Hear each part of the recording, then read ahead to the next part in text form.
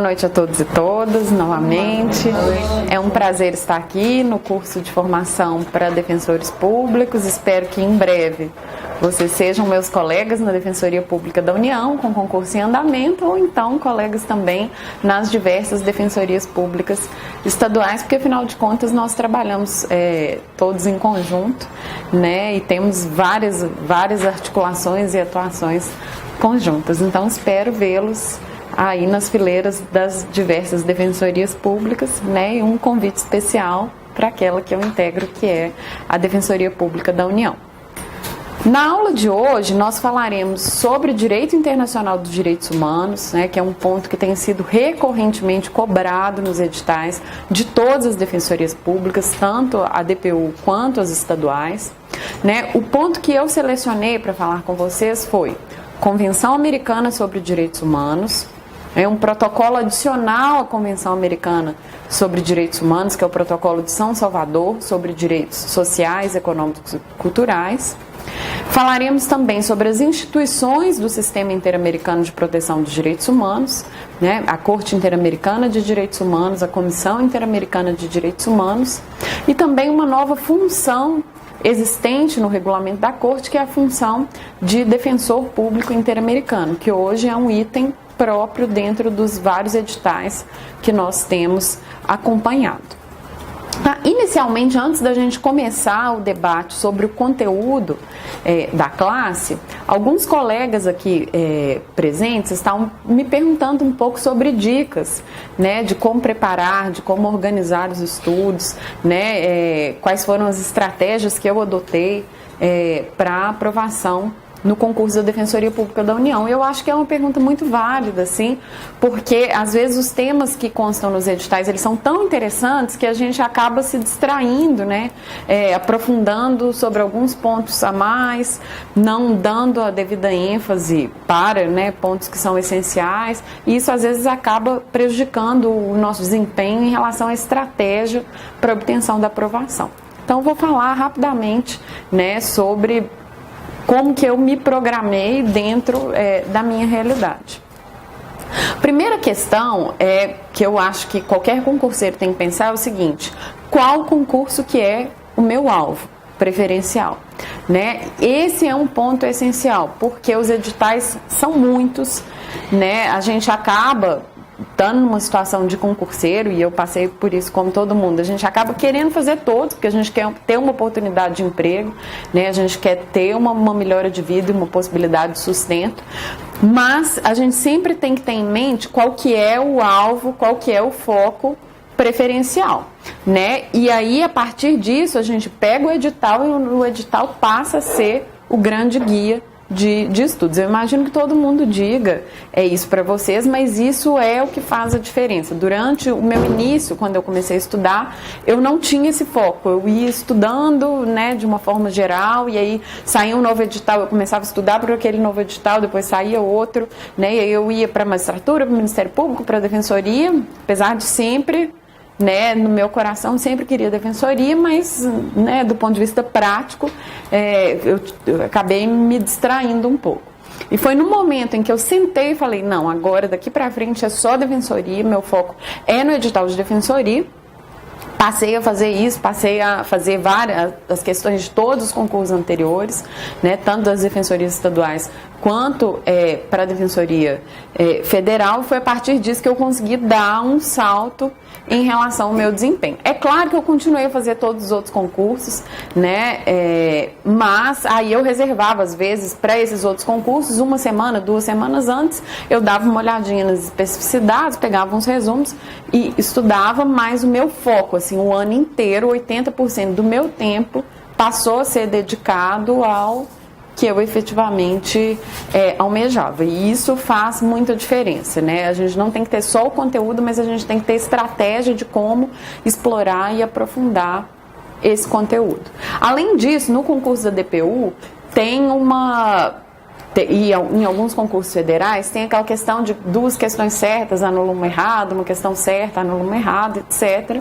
Né? Eu especificamente fui muito kamikaze porque eu marquei tudo, né? Era um concurso que eu realmente queria, que eu tinha estudado muito, marquei tudo e no fim consegui fazer uma média, mas não é isso que é recomendado pelas pessoas que são especializadas em concurso, né? O ideal é que se tenha uma margem que marque só o que tem certeza e que deixe uma parte em branco. Mas eu tenho alguns colegas que foram aprovados que fizeram isso, que foram lá e marcaram tudo que sabiam e foram com...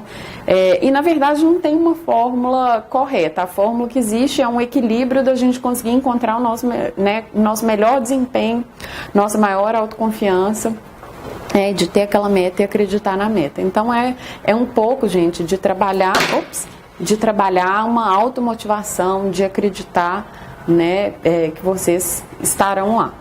Tá? E aí é foco no edital, resolvam, isso é uma coisa assim obrigatória, resolver questões dos concursos anteriores, né? Porque tem a questão, e estudar quem são os membros da banca. No concurso da DPU especificamente, há muitos anos, desde o primeiro concurso, tem sido feito pela banca do CESP, da UNB, né? A primeira etapa é feita pelo CESP, a partir da segunda etapa e a prova oral são feitos pelos membros da banca. Tá? Mas vários concursos das defensorias estaduais, as questões fechadas já na primeira etapa são feitas pela banca. Então tem que pesquisar quem que são essas pessoas, com o que elas trabalham, o que elas têm escrito, e a partir disso montar. Porque vocês vão ver que, por exemplo, um tema como direitos humanos, há várias perspectivas possíveis. Há uma perspectiva crítica de direitos humanos, há uma perspectiva a partir da dogmática, partindo dos tratados de direitos humanos, e é muito importante, né? Há leituras que se contrapõem, e é muito importante que vocês saibam qual que é o perfil do examinador nesse sentido. Tá? Então, algumas dicas, depois se vocês quiserem, né, que eu aprofunde sobre algum outro ponto, fico aqui à disposição de vocês também. Vamos passar, então, já entrando no tema da nossa aula, a gente vai falar hoje sobre o Sistema Interamericano de Proteção dos Direitos Humanos. O Sistema Interamericano é um sistema regional baseado na Organização dos Estados Americanos. Então, existe uma organização internacional muito conhecida, que é a OEA, fundada a partir da Carta da OEA. Essa organização internacional, no plano da América Latina, né, da América do Norte, etc., do continente americano, foi criada em 1948, mas já desde o século XIX haviam grandes negociações, né, e uma vontade grande de formação de um bloco regional americano. Mas depois do pós-guerra, a criação desses blocos regionais foi ficando mais forte, principalmente em razão da Guerra Fria. Em 1948 é aprovada, então, e adotada a Carta da OEA. A Carta da OEA, ela trouxe no seu artigo 3º alguns princípios que são essenciais na própria concepção do direito internacional. E a gente tem que pensar que nessa mesma época em que estava sendo adotada a Carta da OEA, em 1945, no pós-guerra, estavam também sendo criada uma outra organização internacional com o foco de garantir a paz e a segurança internacional, que é a Organização das Nações Unidas. Então, a Organização das Nações Unidas, no plano universal, foi uma grande organização internacional criada, né, também no pós-guerra, instituída pela Carta da ONU, e que tinha essa missão de tentar garantir a paz e a segurança internacional. Paralelamente, a OEA, quando ela foi criada, ela não tinha essa missão de garantia de paz e de segurança, né, de impedir novas agressões entre estados e de impedir novas guerras.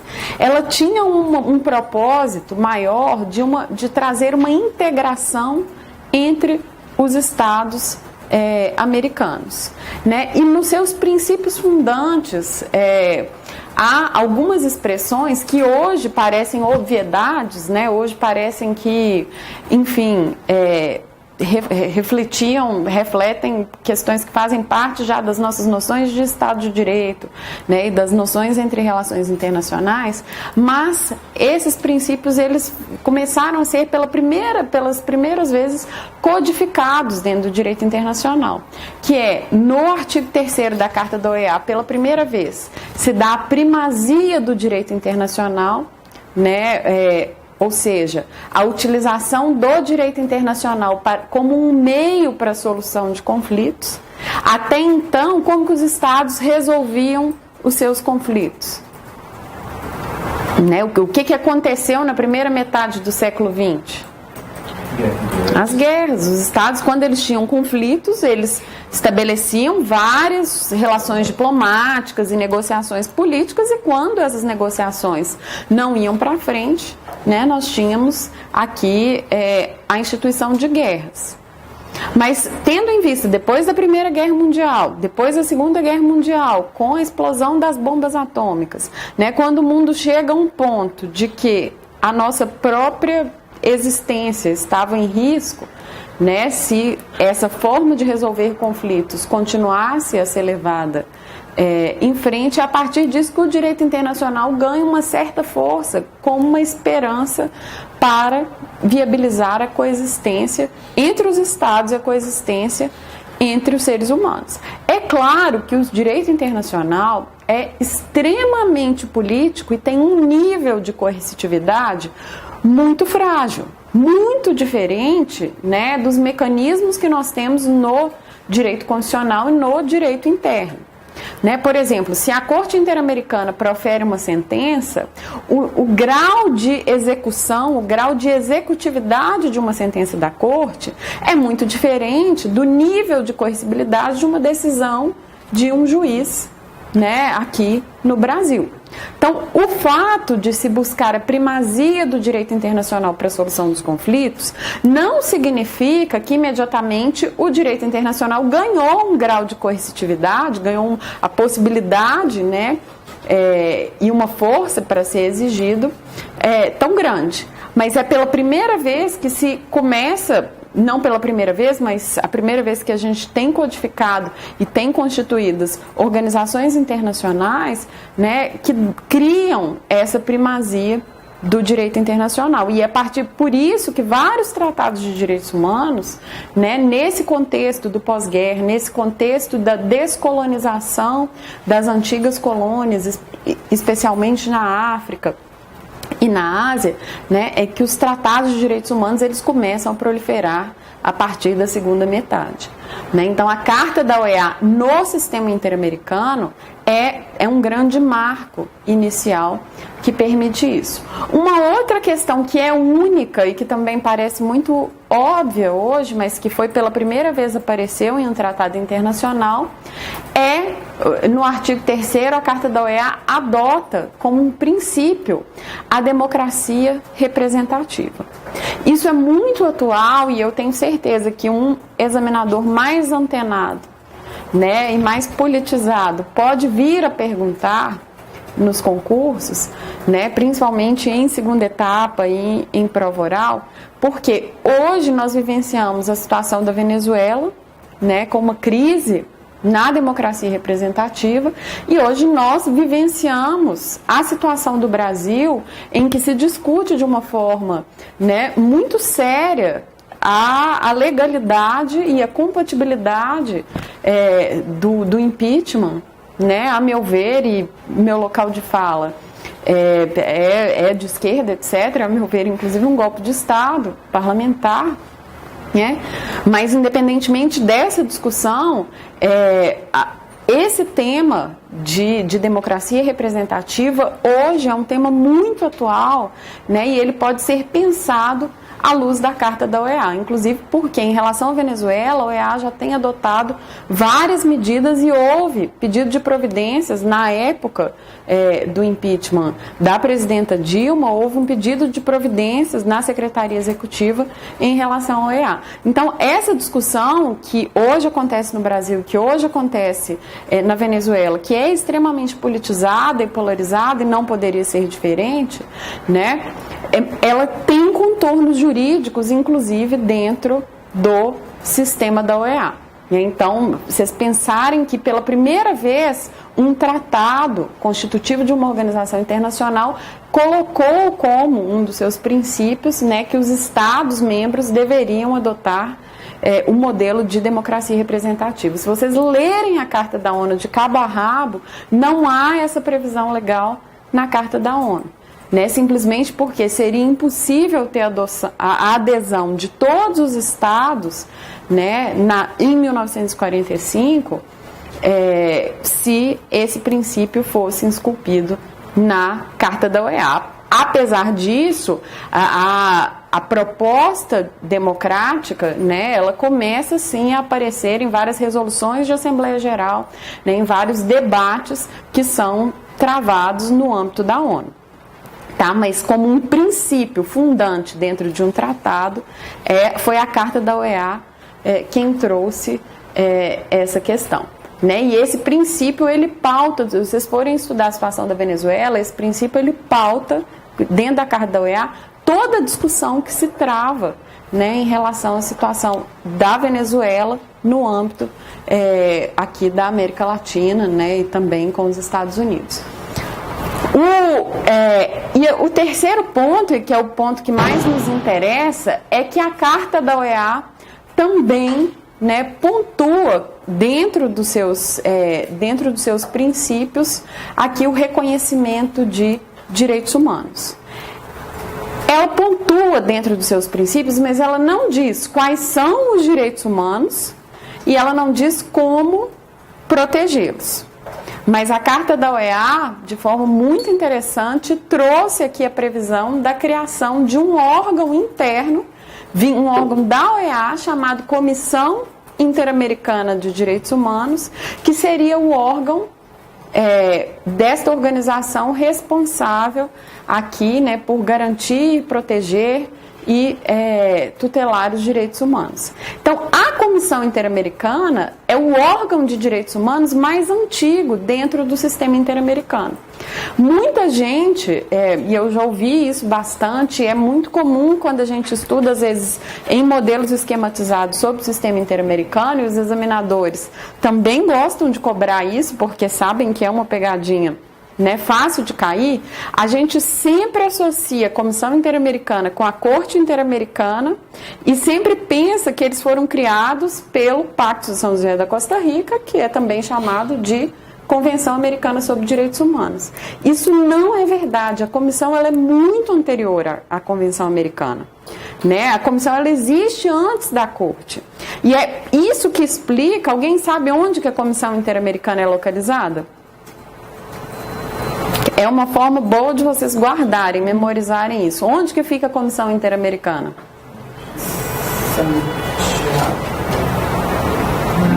Santiago.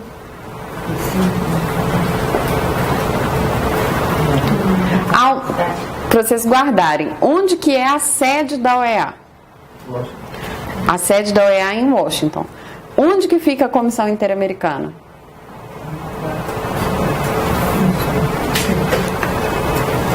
A Comissão Interamericana, como é um órgão da OEA, para vocês guardarem, fica em Washington. Diferentemente da Corte Interamericana, que não é um órgão da OEA, né? É um órgão um tribunal internacional independente, por isso não é vinculado, não é submetido, né, organizacionalmente à OEA. A Corte Interamericana fica onde? Pacto de São José da Costa Rica. A Corte Interamericana fica em São José da Costa Rica. Tá? Então, apesar de serem órgãos que trabalham com direitos humanos e que trabalham, inclusive, conjuntamente, né, existe uma afinidade entre a Comissão Interamericana e a Corte Interamericana. A comissão fica em Washington, porque é um órgão da OEA, e a Corte Interamericana fica em São José da Costa Rica. Tá? E a Corte Interamericana não está prevista na Carta da OEA, ela foi criada a partir da Convenção Americana sobre Direitos Humanos, né? Os Estados Unidos, inclusive, não ratificaram a Convenção Americana e não aceitam a competência contenciosa da Corte, e a corte não fica situada lá nos Estados Unidos, ela fica na Costa Rica. É um tribunalzinho, uma casinha super simpática lá em São José da Costa Rica. Né? Mas então, voltando à Carta da OEA, há essa previsão, né, da criação de uma comissão interamericana. Apesar da Carta da OEA, lá em 1948, prever a criação de uma comissão interamericana, a comissão não foi criada imediatamente com a adoção da Carta da OEA. A comissão foi criada posteriormente, né, em 1951, salvo engano, né, e aí estabeleceu sua sede em Washington. Né? Então, posteriormente, com as conferências que se seguiram à Carta da OEA, foi criada a Comissão Interamericana.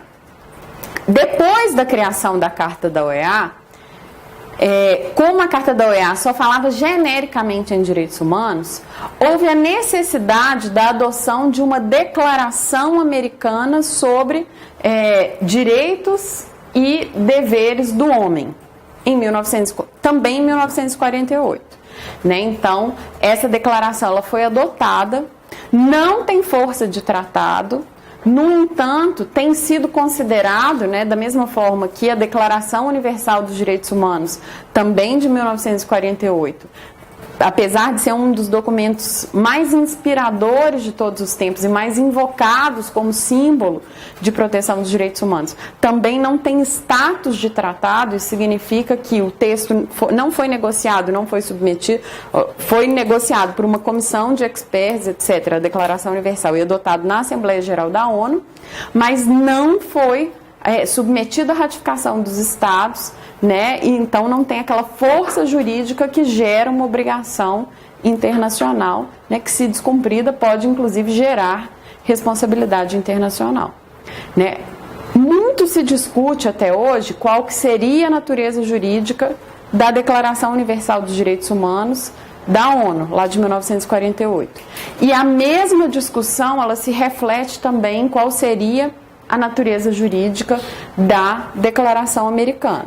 Porque são os primeiros instrumentos, né, adotados nesse marco multilateral de organizações internacionais de direitos humanos. Anteriormente nós tínhamos a Declaração Francesa, mas que era dentro do contexto da França. Nós tínhamos a Declaração Americana, né, mas que era no contexto da independência dos Estados Unidos, mas nós não tínhamos instrumentos, né, multilaterais que refletissem né, uma visão de direitos humanos no direito internacional.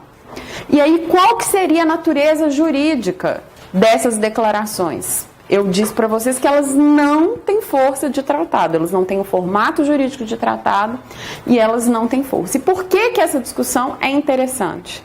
Né? Por que que ela é relevantíssima? Porque se tivesse força de tratado, uma vez que o Estado a ratifica, ele se compromete internacionalmente a cumprir o seu conteúdo.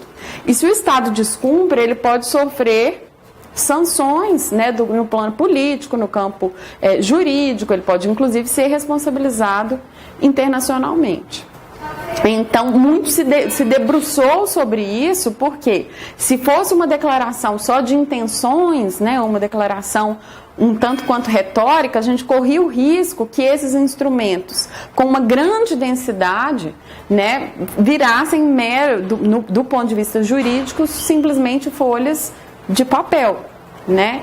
Então, o que se construiu hoje é que tanto a Declaração Universal quanto a Declaração Americana, por serem adotadas, né, num contexto multilateral, no âmbito dessas organizações, elas representam aquela interpretação autêntica da expressão direitos humanos que constam na Carta da ONU para a Declaração Universal, na Carta da OEA para a Declaração Americana sobre Direitos e Deveres do Homem.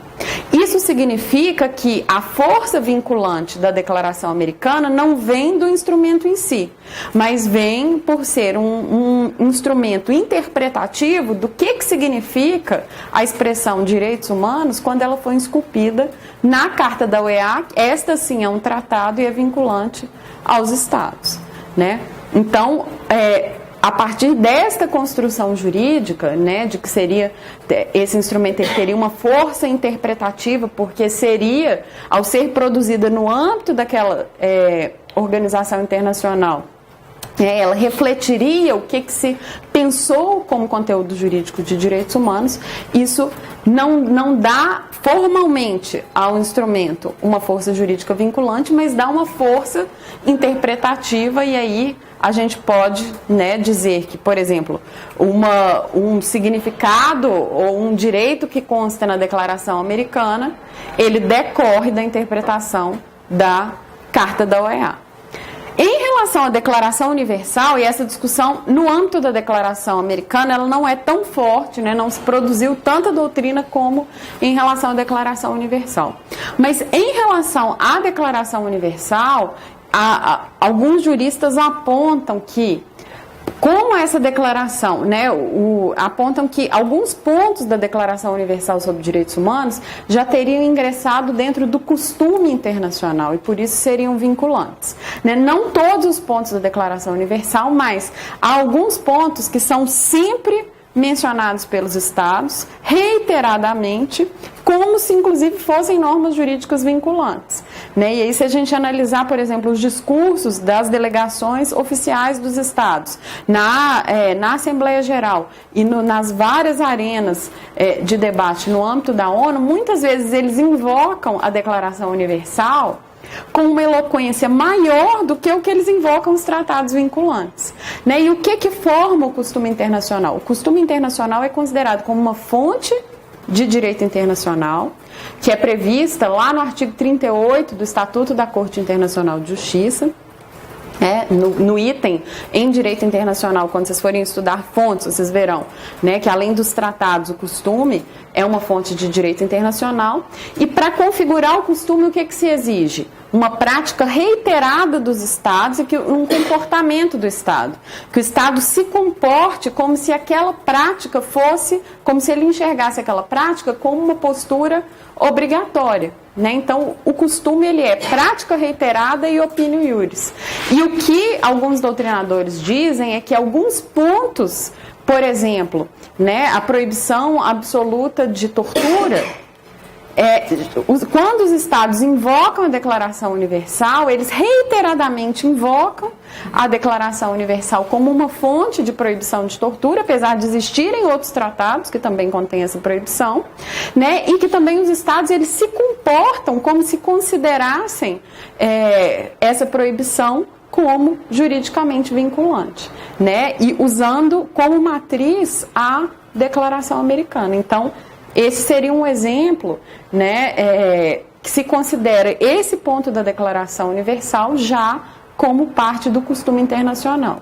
Isso é interessante porque, se eventualmente algum ponto da declaração que é considerado como costume, mesmo se tiver sido reconhecido em outros tratados, mas se o Estado não tiver ratificado o tratado, o costume vincula o Estado a observar essa determinada norma jurídica, tá? Então, essa discussão, por exemplo, quando se pergunta qual que é a natureza jurídica e qual que é a força vinculante da Declaração Universal dos Direitos Humanos, a princípio, seria a declaração autêntica da Carta da ONU. A Declaração Americana, que é aqui do nosso foco de estudo, seria a interpretação autêntica da expressão direitos humanos que consta na Carta da OEA, né? Mas, em relação à Declaração Universal, alguns pontos dessa declaração a gente poderia discutir, inclusive se ela já teria ingressado no domínio do costume internacional. Eu sei que para quem está acostumado a discutir, né, por exemplo, muito com base no direito interno, pensar o costume como fonte de direito é uma ruptura, é uma mudança de paradigmas. Mas a gente tem que pensar que vários pontos do direito internacional ainda não foram codificados por ausência de consenso.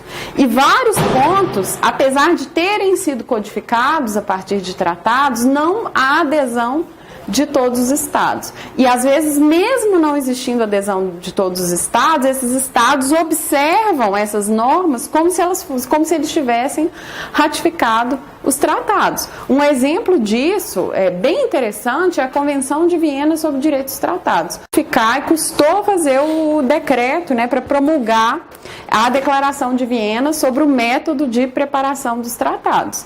Mas desde que a Convenção de Viena foi adotada, o Brasil já, em quase todos os manuais de direito internacional, já observava todos os critérios que são impostos pela Convenção de Direito dos Tratados. O curso de formação lá no Itamaraty já também lecionava dessa forma, né? E todos se comportavam como se, né, esses critérios para adoção dos tratados e para vinculação dos tratados aos estados já fossem obrigatórios, né? Então, por exemplo, em relação ao Brasil, o Brasil já se comportava, né, como se estivesse vinculado à Convenção de Viena, mesmo antes do ato formal de ratificação.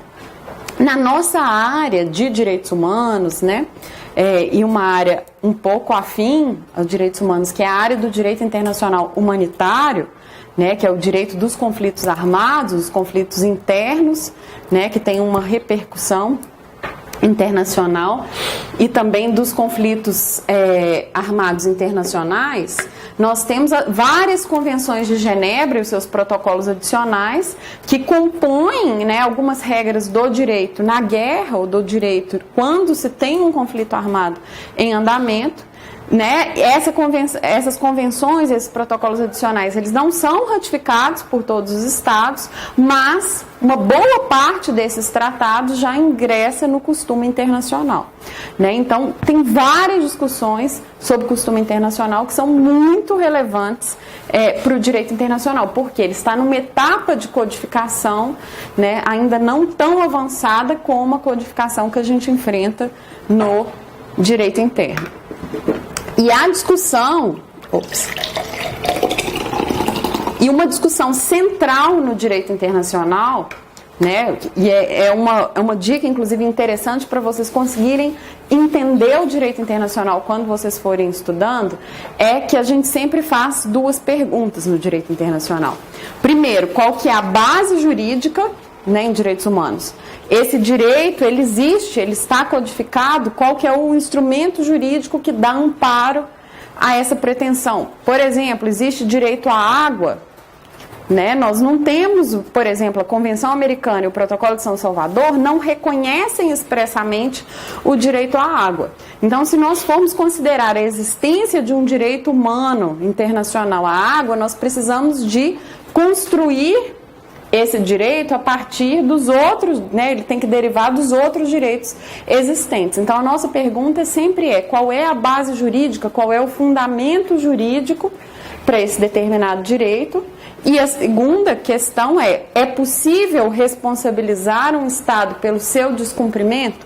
O Estado, ele está vinculado, ele assumiu obrigações em relação à implementação desse direito, a um ponto da gente poder responsabilizar o Estado, né? O ato que viola esse direito humano, ele pode ser imputado ao Estado, né? E aí vocês vão ver que existem várias regras de responsabilidade internacional por uma atuação direta do Estado e a possibilidade também do Estado ser responsabilizado mesmo se ele não atua diretamente, mas se ele não cumpre deveres de devida diligência, né? Se ele não cumpre deveres de investigar, sancionar, punir. A jurisprudência da Corte é muito rica nesse sentido. Mas então, dando seguimento à Declaração Americana, eu espero, ficou claro para vocês essa discussão sobre a força vinculante e se a declaração, os direitos que estão lá na Declaração Americana, se eles são vinculantes diretamente ou se a gente tem que fazer uma construção jurídica para explicar, né, qual que é a importância deles e como que nós podemos invocá-los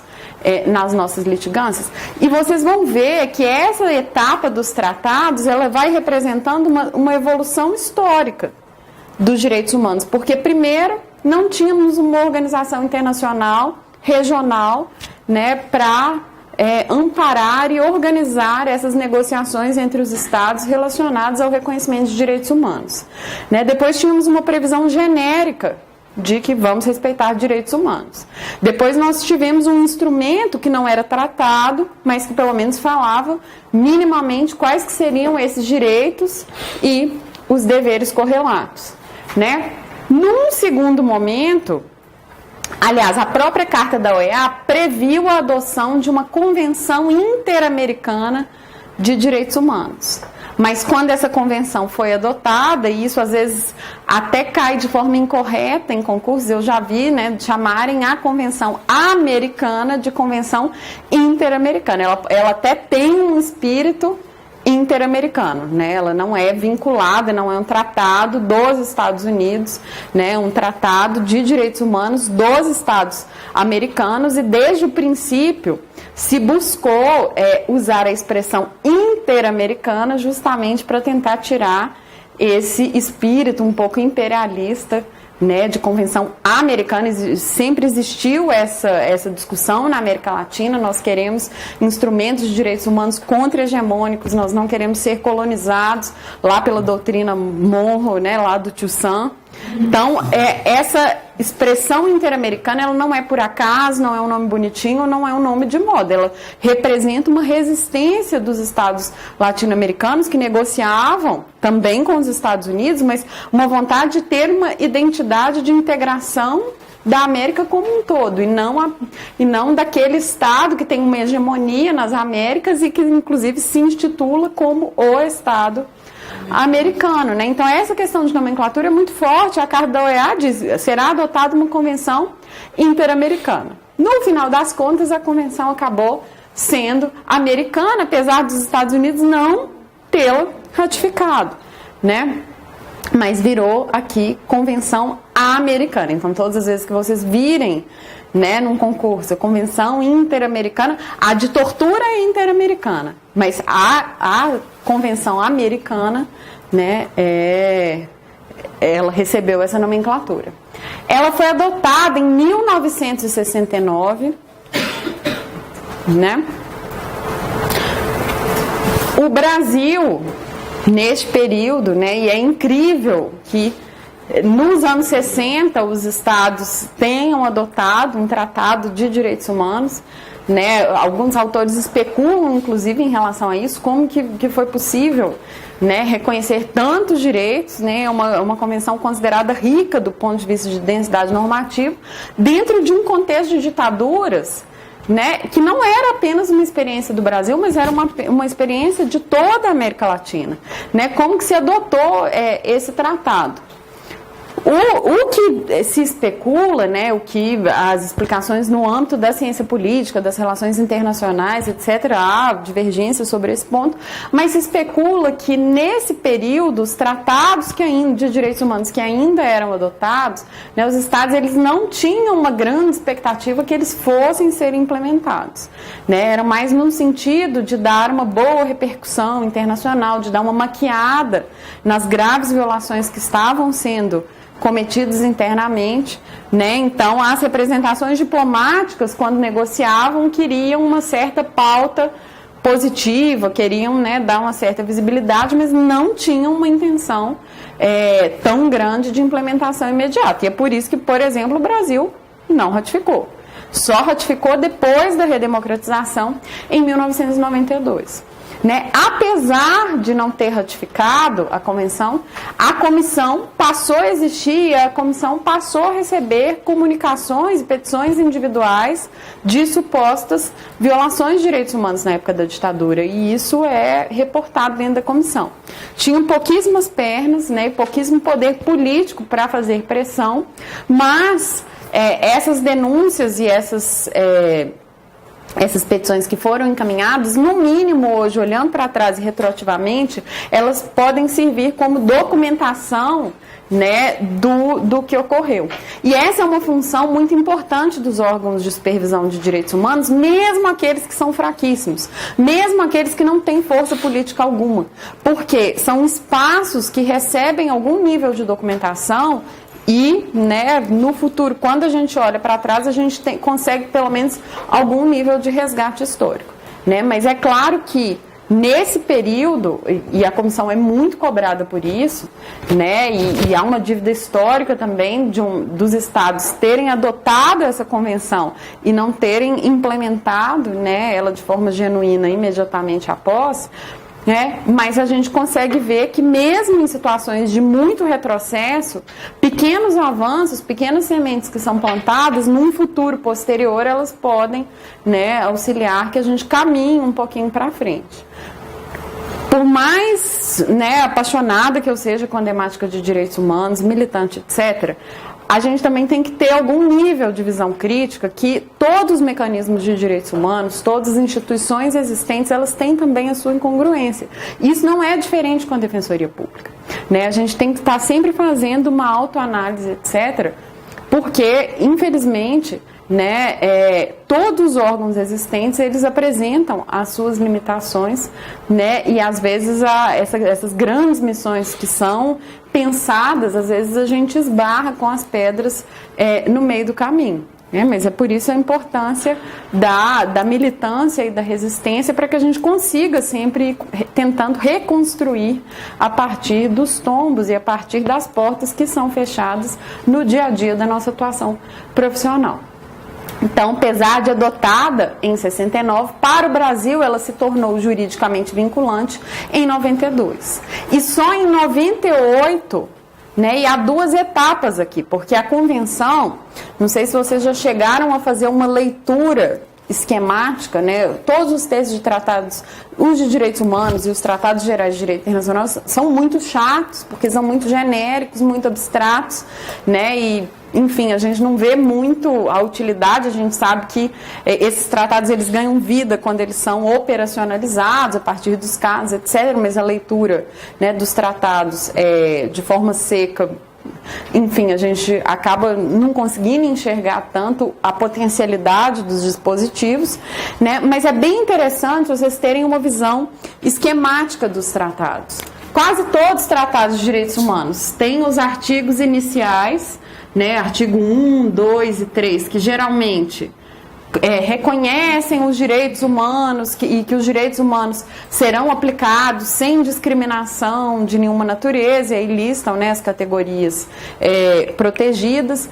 Sempre fazem essa lista das categorias protegidas, números apertos, nunca falam discriminação com base em sexo, raça, cor, religião, etc., ou qualquer outra forma. É sempre aberta essa lista, e essa lista ela vai crescendo à medida que, né, a nossa concepção de grupos vulneráveis vai avançando, que a gente vai conseguindo enxergar alguns bolsões de vulnerabilidade que às vezes antes estavam invisibilizados, né? Então sempre tem um artigo que reconhece um direito a todos, sem nenhuma forma de discriminação. Esse artigo geral, né, que veda a interpretação discriminatória das convenções de direitos humanos, é muito importante, porque ele faz uma ruptura com o direito constitucional dos estados, né? Porque os estados geralmente, né, a partir desse período, isso hoje o direito constitucional também tem avançado, mas tinha uma tendência de reconhecer direitos fundamentais aos cidadãos, né? Aquelas pessoas que tinham reconhecida a cidadania, né? E aí os grupos mais vulneráveis, muitas vezes, eram aqueles excluídos, né, de cidadania, né, eram estrangeiros, presos, enfim, excluídos, às vezes, de direitos políticos. Né, então, essa ideia de reconhecer direitos a todos, sem discriminação alguma, representa um avanço na universalidade, no reconhecimento dos direitos, porque não os condiciona principalmente a nacionalidade, né? O segundo, então, geralmente há esse artigo primeiro, né? Depois há um artigo em que os estados são atribuídos de obrigações gerais de respeitar, proteger e garantir os direitos humanos, né? De respeitar significa abster-se de praticar atos violatórios, né? Então, se eu reconheço o direito à liberdade de ir e vir, o Estado ele se obriga a respeitar o direito de liberdade. Ele se obriga, por exemplo, a prisões arbitrárias, né, em desacordo com a previsão legal. Se o Estado se obriga o direito à integridade física, ele fica proibido, né, de praticar tortura, tratamento cruel, desumano e degradante. Então, o dever de respeitar, ele significa essa abstenção. O dever de proteger significa impedir que particulares dentro do território pratiquem violações. Então, muitas vezes, não é o Estado quem age na violação, mas ele pode ser responsabilizado porque ele não protegeu, né? E o dever de garantir significa aqui adotar medidas, né, das mais diversas naturezas para garantir que esses direitos sejam implementados, né? São as obrigações relacionadas à implementação. E, geralmente, os artigos 2º e 3º desses tratados, né, se vocês lerem, vocês verão que são vinculados a obrigações positivas, né, obrigações aqui, deveres gerais de adotar medidas do plano legislativo, judiciário, administrativas para implementar esses direitos, né? Os estados, eles não podem ficar inertes. Vocês verão que geralmente esses artigos, eles existem em quase todos os tratados de direitos humanos, mas os tratados sobre direitos sociais, econômicos e culturais, eles, além disso, adotam, né, uma previsão que depois foi incorporada na interpretação das cortes constitucionais, que os estados se obrigam a progressivamente, né, e sem retroceder, a implementar os direitos e na medida do possível, aí a ideia, né, da reserva do possível, a implementar os direitos sociais, econômicos e culturais. Então, esses também são os artigos gerais que prevêem as obrigações dos estados. Esses artigos, eles refletem depois todos os direitos, né, obrigações gerais relativas aos direitos consagrados. Então, os tratados de direitos humanos, depois eles têm um bloco que vocês verão, e aí isso é variável, né? Na Convenção Americana, se a minha memória não falha, vai do artigo 3º ao artigo 26, né, que reconhecem quais são os direitos humanos. Convenção Americana, artigo 3º, direito à personalidade jurídica, artigo 4º, direito à vida, artigo 5º, direito à integridade pessoal, artigo 6º, me falhou, liberdade... Não, artigo 7º, direito à liberdade, artigo 8º, né, os direitos, as garantias judiciais, e aí por diante, até o artigo 26, que é um artigo um pouco perdido, e nós falaríamos sobre ele mais para frente, que é um artigo genérico de proteção dos direitos sociais, econômicos e culturais. Então, a Convenção Americana protege só direitos civis e políticos? Não. A Convenção Americana tem um único artigo, ela tem vários artigos sobre direitos civis e políticos, quase todos eles, e um único artigo genérico que protege direitos sociais, econômicos e culturais, né, que é o artigo 26. Só que a Convenção Americana não lista especificamente quais que são os direitos sociais, econômicos e culturais que são protegidos, e existe uma discussão muito forte, né, e muito atual dentro da jurisprudência da Corte Interamericana se esse artigo 26 seria justiciável, se ele poderia ser invocado como parâmetro de violação perante a Corte Interamericana, né? E a Corte tem uma posição um tanto quanto dúbia a esse respeito, mas há atualmente 2 votos dissidentes, né, em vários casos. Posso mencionar aqui um que é de um defensor interamericano de São Paulo, né, do Dr. Antônio Mafezoli, o caso Canales Huapaia versus Peru. Se vocês quiserem dar uma estudada, isso tem cara de cair no concurso da Defensoria do Estado de São Paulo, né, porque é o caso do defensor interamericano de São Paulo.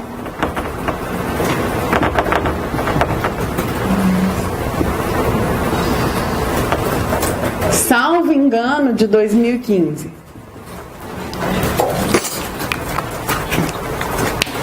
No caso Canales Huapaia, o juiz mexicano Ferrer MacGregor Poazzo, não sei pronunciar o nome dele direito, né? ele traz um voto dissidente que pede um giro jurisprudencial na jurisprudência da Corte para reconhecer a justiciabilidade e a possibilidade de violação do artigo 26. Esse voto dissidente que ele já vinha trazendo em alguns julgados anteriores foi aderido pelo juiz brasileiro da Corte Interamericana de Direitos Humanos, que é o juiz Roberto Caldas. Então, é um caso importante, porque tem um DPI da Defensoria do Estado de São Paulo, doutor Antônio Mafezoli, que já foi, inclusive, de várias bancas do concurso, e, além disso, tem um voto dissidente que está trazendo aqui uma proposta de guinada jurisprudencial do juiz brasileiro. Então, é um caso para vocês darem uma lida. Ele explica bastante sobre a dificuldade de justiciabilidade do artigo 26, mas para a primeira etapa, uma questão que pode ser cobrada, eu já vi sendo cobrada, inclusive, a Convenção Americana sobre Direitos Humanos só reconhece direitos civis e políticos. Falso. Reconhece direitos sociais, econômicos e culturais no artigo 26. Agora, a justiciabilidade desses, a densificação do que significam esses direitos sociais, econômicos e culturais, aí já é uma outra discussão, já é uma discussão em andamento. E não há dúvidas que existe uma assimetria na proteção dos direitos civis e políticos e dos direitos sociais, econômicos e culturais na Convenção Americana, porque os sociais, econômicos e culturais só ganharam um artigo, ao passo que aqueles que tradicionalmente são vistos como direitos civis e políticos ganharam vários artigos. Um segundo ponto, que foi uma produção muito grande, muito forte, de outro juiz brasileiro, a meu ver, o maior juiz existente em tribunais internacionais, hoje juiz da Corte da Haia, o professor Antônio Augusto Cansado Trindade. Ele fez uma construção muito grande sobre o caráter indivisível dos direitos humanos. Então, quando a gente fala em categorias como direitos civis e políticos e direitos sociais, econômicos e culturais, às vezes é interessante a gente tentar entender em uma certa dimensão o que é um direito social, o que é um direito cultural, para a gente conseguir olhar aspectos e dimensões que às vezes ficam invisibilizados se a gente adota um olhar só de direitos civis e políticos. Mas a gente nunca pode esquecer que todos os direitos humanos são indivisíveis. Então, quando eu estou falando de direito à vida, eu não estou falando só do direito de não ser arbitrariamente privado da minha vida. Eu estou falando de direito à saúde, eu estou falando de direito à integridade física, eu estou falando de direito à alimentação e a uma nutrição adequada, que são aspectos sociais do direito à vida. Se eu olho para o direito à vida só por uma visão estritamente muito liberal, e muito no sentido de que o Estado não pode privar a minha vida, eu estou esvaziando o conteúdo jurídico desse direito. Então, a proposta do professor Cansado Trindade, quando ele fala em indivisibilidade, mesmo que exista uma simetria nos tratados de direitos humanos, e os Estados são muito oscilantes em reconhecer direitos sociais, econômicos e culturais, porque em momentos de crise econômica, em momentos de recessão, de crises políticas como as que nós vivenciamos, que esses direitos eles são vistos como se representassem gastos, eles são vistos como demandas da população mais pobre, mais hipossuficiente, e que é a população que paga o pato quando a gente entra em crise. Então, são os primeiros direitos a serem ceifados. Então, os Estados são muito reticentes em aderir a obrigações internacionais sobre direitos sociais, econômicos e culturais. Ainda que exista essa reticência, o Cansado Trindade ele sempre alertou que todo direito civil e político tem essas dimensões de direito, e podem ser exigíveis a partir de direitos civis e políticos. Todos os direitos sociais, econômicos e culturais, porque eles são indivisíveis, interrelacionados. Então, ainda que exista essa simetria é importante a gente entender e enxergá-la do ponto de vista político, para a gente entender o formato e as resistências nas nossas lutas, e até para a gente formatar estratégias de litigância.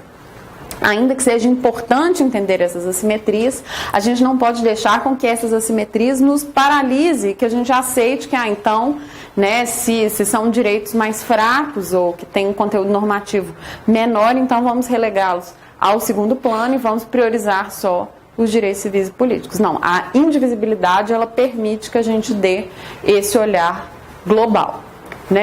Em relação à Convenção Americana sobre Direitos Humanos, tem dois aspectos recentes e que são muito atuais, né, que um examinador bem ligado à parte política pode querer cobrar, que é a possibilidade de denúncia, de sair do Sistema Interamericano de Proteção dos Direitos Humanos a partir da renúncia à Convenção Americana.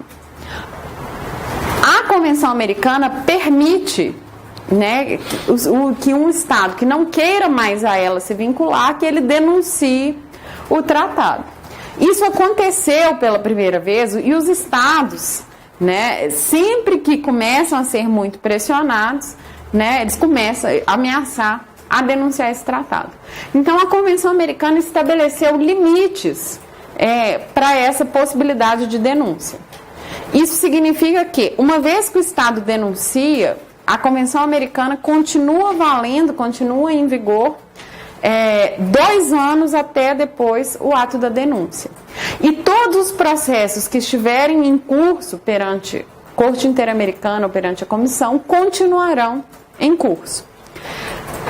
Primeiro Estado a formalmente denunciar, os Estados sempre ameaçaram denúncia à Convenção. Isso é parte do jogo, né, político deles tentarem fazer esse tipo de pressão, porque isso envolve não apenas as obrigações dos Estados em relação ao sistema interamericano, como também, do ponto de vista prático, representa risco de perder financiamento.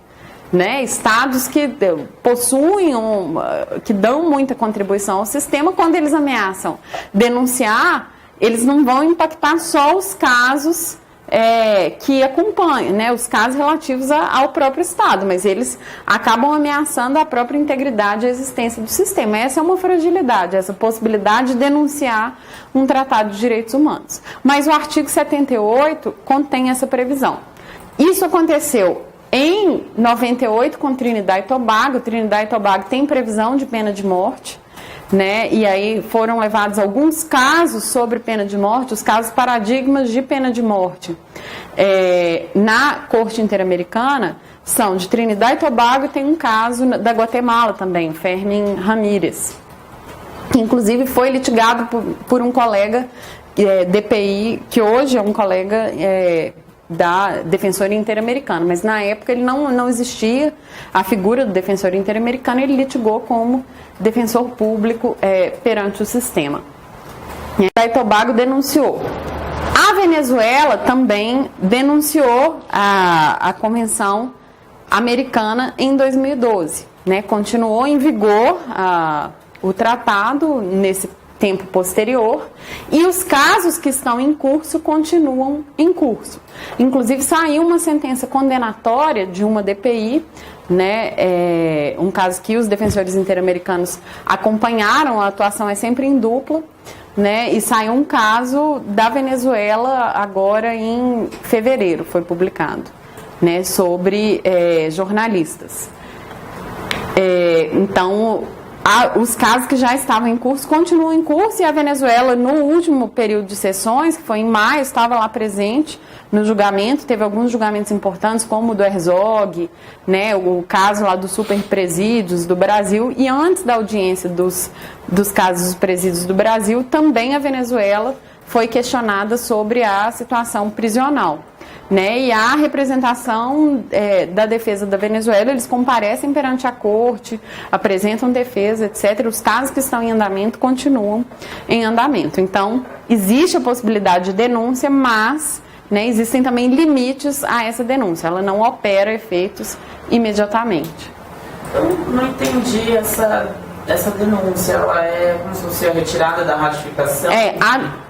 A denúncia é um instrumento, a denúncia é uma categoria jurídica prevista dentro do direito dos tratados, né, nas etapas de formação dos tratados, etc. E existe a possibilidade de deixar de ficar vinculado a um tratado. Tá? A denúncia, ela não é, esse nome ele pode causar, é até muito boa a sua pergunta, porque às vezes, se a gente lê denúncia, por exemplo, numa prova, você pensa denúncia, ir lá e denunciar o Estado. Não é isso. A denúncia é uma figura jurídica do direito dos tratados, né? Ela seria uma espécie, se a gente fizer uma comparação, não é uma boa comparação, gente, mas com o direito dos contratos lá no direito civil, seria uma espécie de resolução unilateral, resilição unilateral, né? Quando um Estado ele manifesta a sua vontade de não mais fazer parte.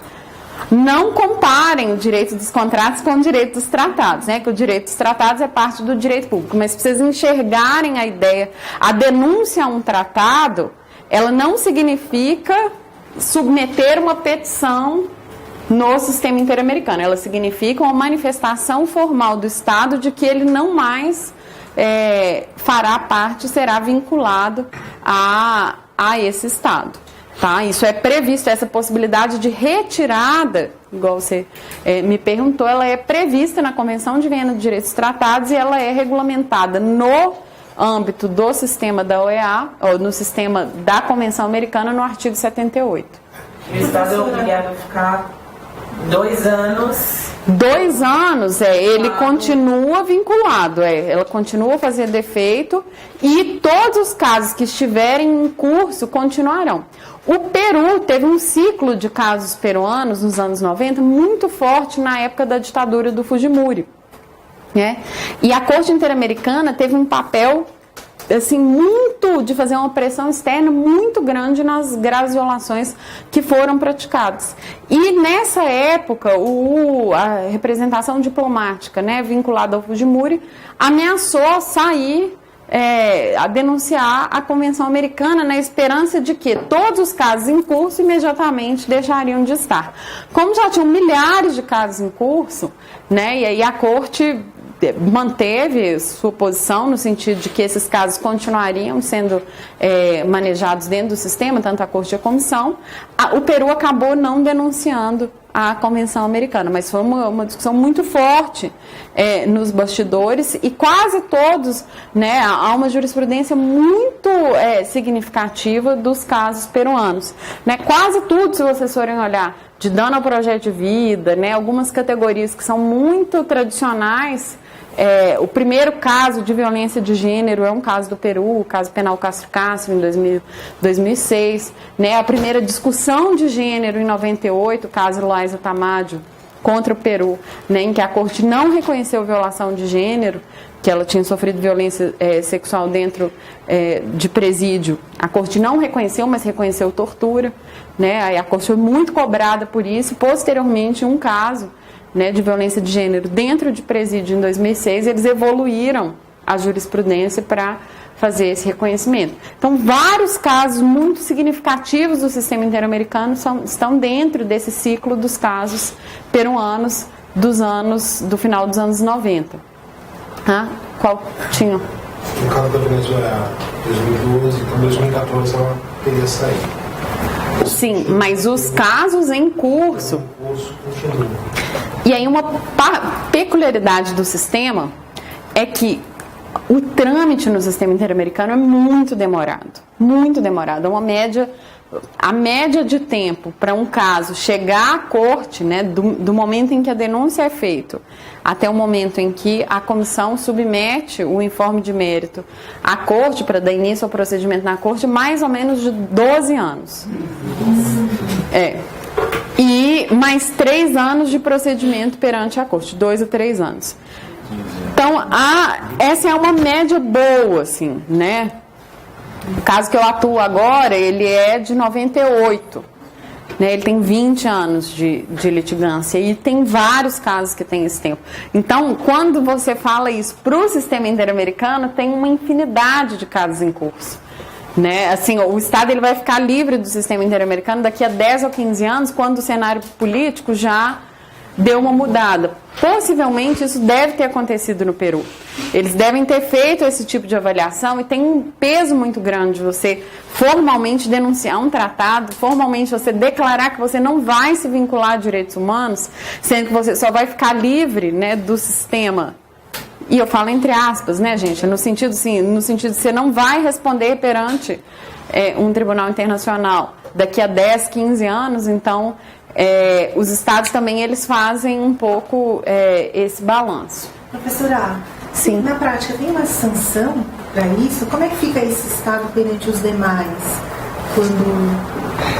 Não existe uma sanção formal, mas o Estado, quando ele denuncia, apesar do sistema interamericano, né, tem esse caráter um pouco dúbio, porque ele é formado por um órgão da OEA, Comissão Interamericana, e um órgão da Convenção Americana, que é a Corte Interamericana, que não é vinculada hierarquicamente à OEA, mas atua no plano regional da OEA.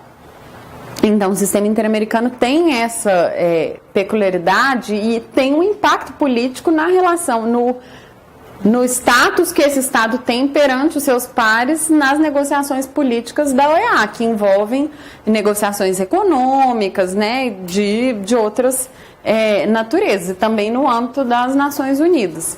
Então, não existe uma sanção formal. Olha, o Estado ele tem a prerrogativa de fazer essa denúncia, é uma prerrogativa prevista no tratado do ponto de vista jurídico, mas ele corre o risco de sofrer pressões políticas, né, de ficar com uma má imagem internacional, e isso certamente é usado nas negociações, a um ponto desse Estado poder ser suspenso da OEA, é o que aconteceu com Cuba, né? A suspensão de Cuba da OEA, e é claro que aí a gente não pode fazer uma análise da situação de Cuba só com o olhar da OEA, porque a gente sabe que a situação é muito mais densa e muito mais complexa, né? E envolve.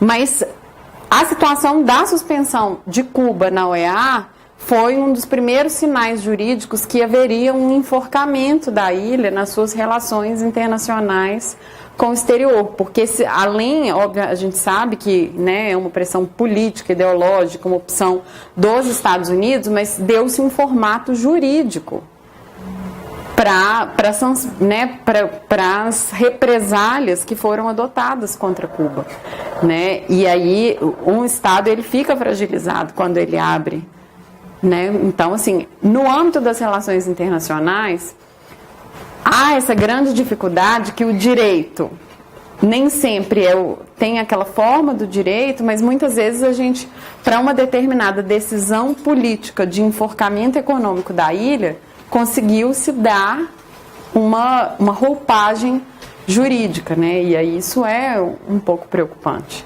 né? Então os estados também eles não gostam de se expor tanto.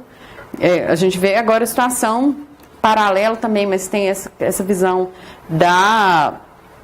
a situação da Coreia do Norte, né? Eles adotaram uma posição muito arriscada de bancar os testes nucleares, porque pode ser que se consiga, durante muito tempo, fez vista grossa essa situação dos testes nucleares e da Coreia do Norte estar desenvolvendo seus armamentos nucleares, mas vai chegando num ponto em que se consegue dar uma roupagem jurídica a uma determinada intervenção naquela localidade. Então, é extremamente arriscado para um Estado que adota, né, essa posição muito ofensiva, porque, né, ele corre o risco, inclusive, de que as sanções que ele pode sofrer, né, que são decisões políticas antes de ter uma roupagem jurídica, mas elas podem ter, inclusive, né, conseguir se justificar a partir do direito internacional. Então, os estados eles não tendem a sair denunciando tratados, né? Eles têm uma preocupação com sua imagem internacional. A Venezuela ela continua, né, apesar de estar sendo reportadas algumas violações